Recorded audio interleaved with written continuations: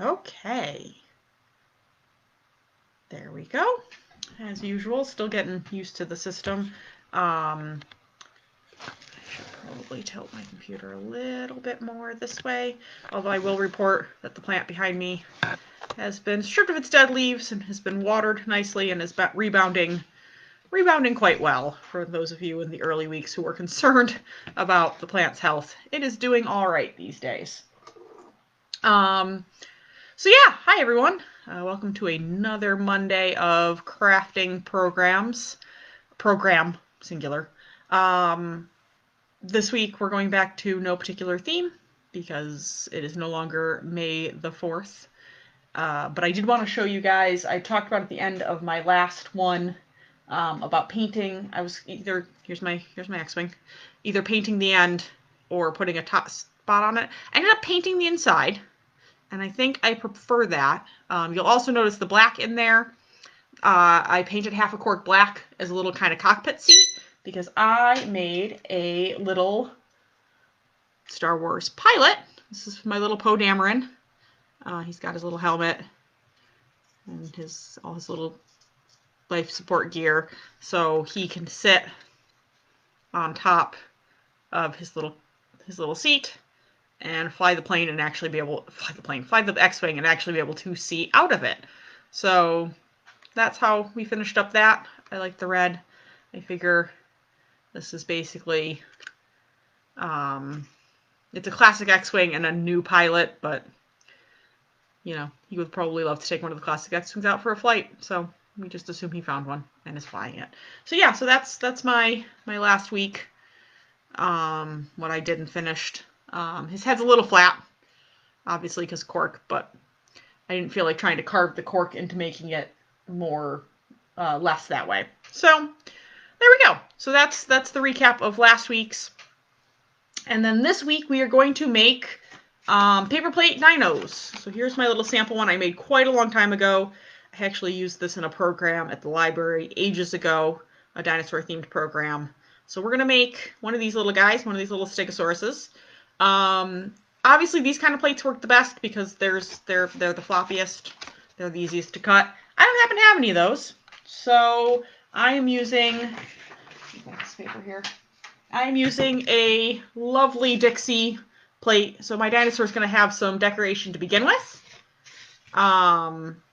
And yeah, I mean, this is what I'm going to use. It's going to work the same way. It's going to be a little harder for me to cut, but the concept's the same. So I'm going to start, because this is the shiny side, since this one has a shiny side, I'm going to do my drawing on the back. And basically what you want to do, I'm going to actually pull out a pencil instead of a pen this week, mechanical pencil. What you want to do is, as you can see here, is you need spikes, you need a rounded head, and you need 4 legs.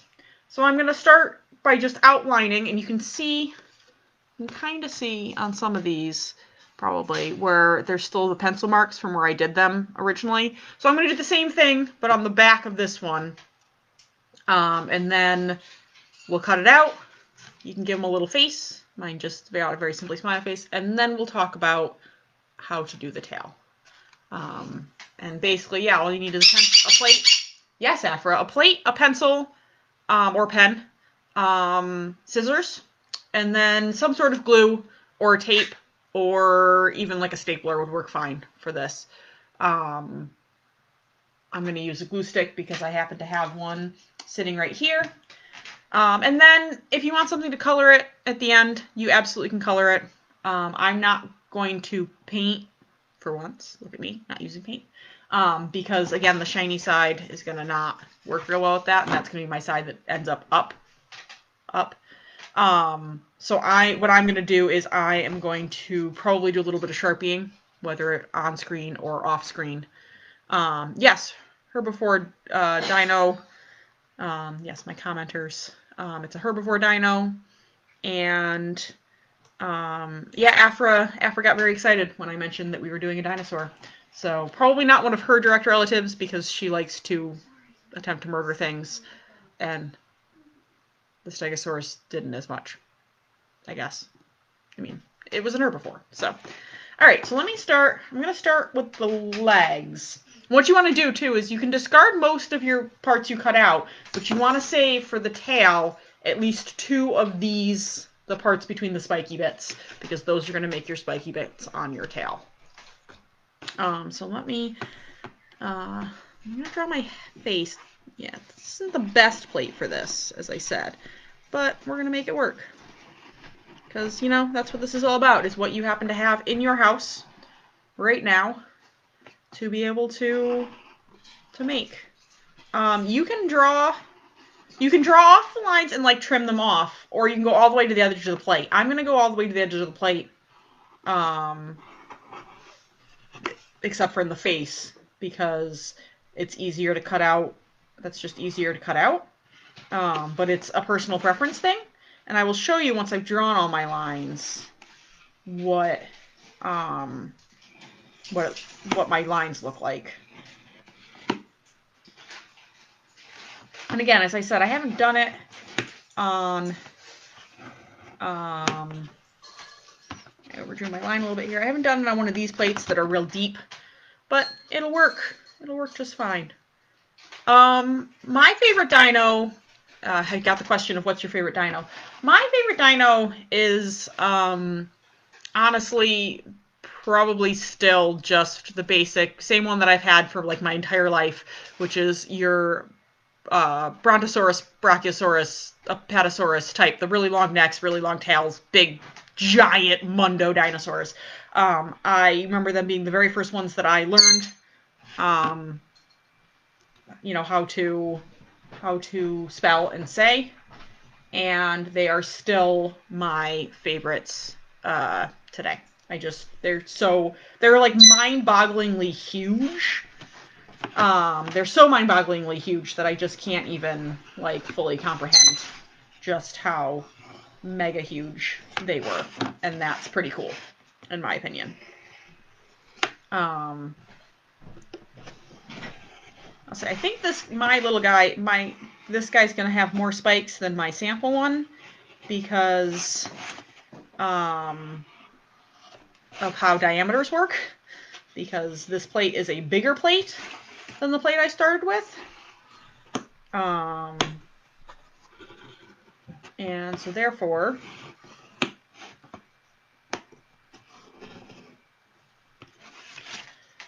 feel like his head's maybe a little too small. Okay, so here, I can get the lighting right. There we go. So he's going to be a real chubby dinosaur. Super chub. And that's okay, because that's going to make him really cute. You can kind of see his head. His head's going to be real small.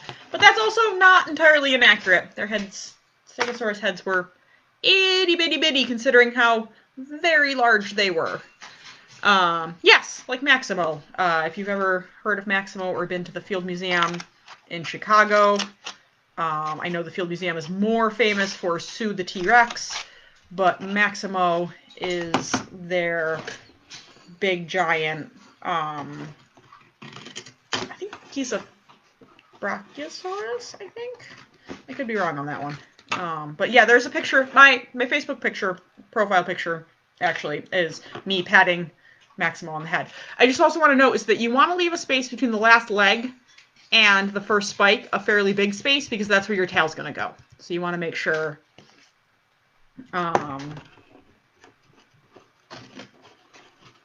And you don't have to cut out exactly on your lines, especially since I'm doing it upside down, I'm using my lines more as guidelines. Because again, like it's not going to cut perfectly because of the type, excuse you friend, of plate that it is. So I'm just kind of cutting out, you know, when it flattens out, it's not going to necessarily guideline real well. But well enough. And I'm going to save these, as I said, because they're going to be, at least 2 of these are going to be my tail spikes. So I'm making sure I save them. The good thing is since paper plates are basically just, you know, cardboard, they're pretty forgiving when you cut them. But I will show you when I'm done how not following my lines I am and how much you can see them. The nice thing about doing it on the big plate and doing it on the back is that you won't see how badly I missed my lines because it'll be on the back. All right, I'm gonna go do his head last because I think it actually looks like right now, because of the angle, it looks like I'm making a really big sunflower. So, you know, if you hadn't thought of this already, you could also make a really big sunflower with your paper plate and decorate it accordingly. I think I might have made his legs too skinny for his bulk, but you know, that's okay. He doesn't actually have to walk, so I think he'll be all right. That piece, okay, so that piece I don't need, that piece I don't need, that one I definitely don't need. All right. Just cut. All right, so there I've cut all of the legs, and I've cut all of the spikes. And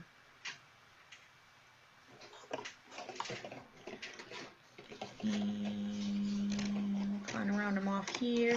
Now my hardest trick is going to be with his head, is rounding off his head. So I'm going to go in here on a straight line, cut that piece out, and then very carefully here, you can see, I'm going to round off his head. So then, and they also kind of, you could also do the same sort of thing. I mean, his head in particular, when you do it this way, ends up very turtle-like. So you could probably also make this into a turtle craft. All right, he is super little chub buddy. So yeah, so here's from the back. You can see all the lines that I missed because again, it's not flat, so it doesn't really. And here he is from the front. So you can see how I cut it out. I didn't really pay attention, but I cut it out so that his head is a part of the flower part, which is actually pretty cute. And then this is where our tail's gonna go. So yeah, here he is. He's got his legs. He's maybe not quite as cute because he's not quite as flat as this guy, but I think he's got a certain cuteness to him, I have to say. I kind of like it. And he's also the opposite orientation. Here's his head. Here's his head. Because I drew him the same way I drew that guy, but since I was drawing him on the back, he's flip-flopped, which is okay, because it doesn't really matter. So what I'm going to do is I'm going to take a blank piece of paper. You can take scrap paper, which I think I just recycled all my scrap paper, because that would also work if I didn't. Yeah, I recycled all my scrap paper. So you take a blank piece of paper, and you're just going to cut out a triangle. What I'm going to do is I'm going to measure the length, measure my piece of paper up against the length. Yeah, against the length of the tail. So there, put a corner there. I'm going to make a mark there.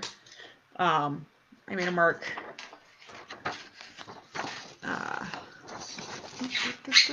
Made a mark here, a real light mark. And then basically I'm going to cut a right triangle, not an equilateral triangle, a right triangle. So from that mark I made, I'm just going to cut to the edge. So this is my 90-degree angle. You can also cut in and make like an isosceles triangle, you know, where the top two are the same, but I find this is the easiest for me because I am not measuring anything. And you can always trim it down from there or recut it. That's the nice thing. So there's my tail. Really, Afra? Yeah? Okay. And then what I'm going to do is I'm just going to glue this on here like that. So, yes. Oh, yes, I have been told that this little stegosaurus needs a name, and the vote has been for Steggy, and the vote has been seconded. So apparently this little dino is Steggy. I am going to vote and say that she is a she, that Steggy is a she. She's a female dinosaur. We'll go the Jurassic Park route of all, you know, that female dinosaurs. So Steggy is a she. But here is Steggy, and there is Steggy with her tail. Now, you can cut the tail shorter or longer. I think I cut it, if I compare, yeah, I cut it quite a bit. I don't know if you can see this, but basically, here's where they start. You can see I cut Steggy's tail quite a bit longer than my first sample friend's tail, which just means I might need to use a little bit more paper plate. So I'm gonna take my little pieces here, and what I'm gonna do is I'm gonna kind of flatten them out, which is easy enough to do. Honestly, I might flatten her, you know, attempt to flatten her out completely. Might not be a bad idea here. So she's a little less like a sunflower and a little more like a flat dino. Do this with a little bit of mixed success, but a little more flat. There we go. She's a little flatter now. And I think I'm going to need actually two. My spikes are big enough that I'm only going to need 2 of these. And then you basically just, I put my glue away. Take your glue, and you just glue along the bottom. Also, as I think I forgot to mention here, you want to make sure you have a nice overlap so that it's strong enough. The paper plate ends here, and I glued out to here. So it gives you a good chunk. And again, you're just going to do some glue along the bottom of these 2 pieces of paper plate. And then you're going to glue them to the top of the tail. I'm going to do that with these 2, and then once I get them down, I will lift it up so you guys can see it.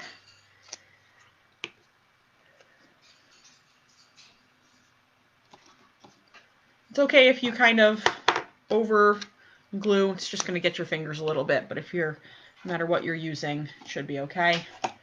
And there's Steggy's tail. And you could also make, you know, stegosauruses have little spikes at the very end of their tail too. You could make a little set of spikes. That might be my job for next week, since I do have a little bit of tail left. Make a couple little spikes. But yeah, I'm going to want to let that sit because no glue glues instantly. So as that's kind of sitting there gluing, I am going to go into my Sharpie pile here.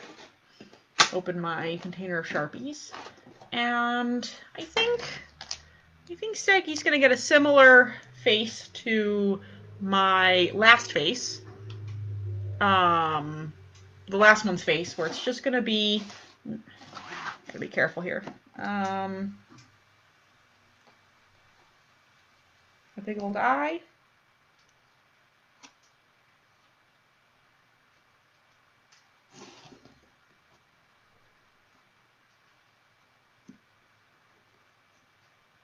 And, I mean, the smiley face is a little awkward because there's creases in there that I don't have on the other one, but there we go. Steggy's got a face. I'm trying to leave the tail flat for now. That's part of the reason why the face ended up a little weird. It's because the box that I used to kind of level this up, where it is not quite big enough for Steggy's length. Steggy is lengthier. And then, you know, that's pretty much how it works. And then the fun part from there is, I mean, Steggy is got some pretty cool decorations already because of the Dixie plate. We've got the stuff here. They've got little purple things all along here. But the fun thing is you can decorate further. Depending on the plate, does kind of depend on what you can use. If I tried to use, basically, colored pencils wouldn't work on this because, again, it's that shiny, food resistant. Crayon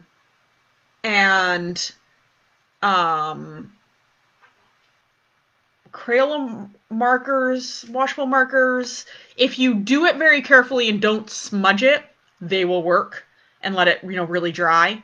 Crayons will kind of work. Again, they'll get a little smudgy. I think paint would work if you were very careful and let it dry. But again, it's not that thick, and if your paint's too watery, it'll make it soggy.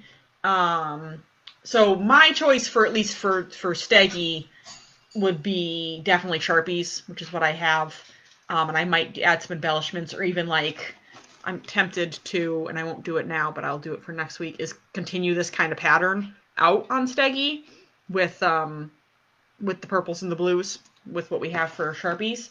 But for my old one, if I can find him, Since he was,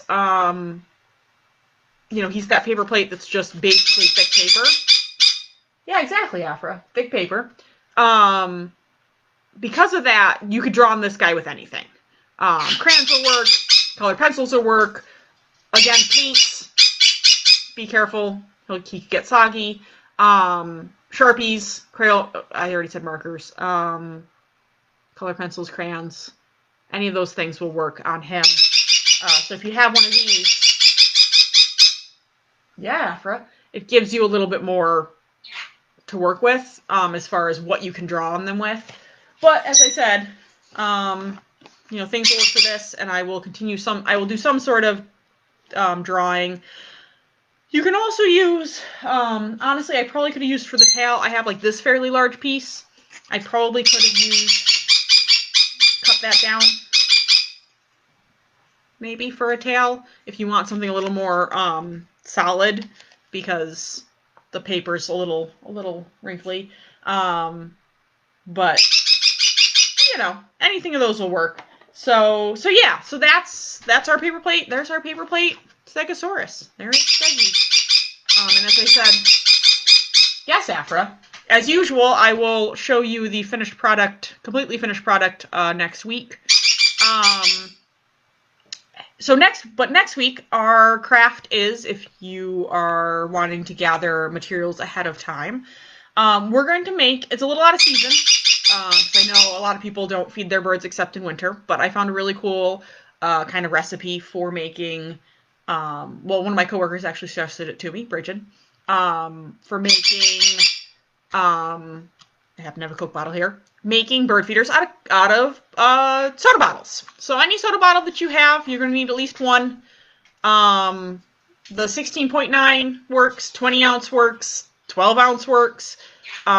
Even like some, you know, like, or, you know, if you get water bottles will work. Any of those kind of sizes. You don't want to go too much bigger than a 20 ounce.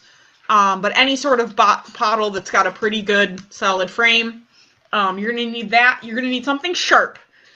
Just like with last week when we had to cut out parts of the X-Wing. Sharp scissors will work, an X-Acto knife, a box cutter, any of those kind of things. Safety scissors will not work because you're going to have to puncture the bottle. Birdseed, if you have it. If not, you can fill it up when you have birdseed or when you go. Yeah, Afro always likes to know what the next project is. You need spoons, whether those are old wooden spoons that you don't want anymore, which is what the recipe actually calls for, but I'm going to be using plastic spoons because that's what I happen to have in abundance. And what was the other thing that I needed? It was something sharp. Yeah. Oh, and twine or wire, fishing line, something in which to, because you're gonna basically wrap it around here to hold it, to hang it, something to hang it with, is the other thing that you're gonna need. But that's also not super urgent. If you have like a railing on a porch or something that you can put it on, the squirrels will probably knock it over, but it'll work. Even a pipe cleaner would work, which is probably honestly what I'll use because I do have some of those. Anything like that to hang it. So those are basically the things. Is you need a bottle, something sharp to be able to puncture said bottle, spoons of some sort, and something to hang them with. And that's what we're going to do next week. And yeah, if you have any suggestions or if you have materials at home that you might be looking to use up that I haven't used yet, let me know, because this has gone for a long time and we're going to be continuing to do it, I think, for a while still. So if you have any suggestions or anything that you think I should be using, or you'd like to have a sample craft for, let me know and I will do my best. And that is everything for today. I hope you guys enjoyed our little Stegosaurus Steggy. And I will see you this time next week. Thanks for watching.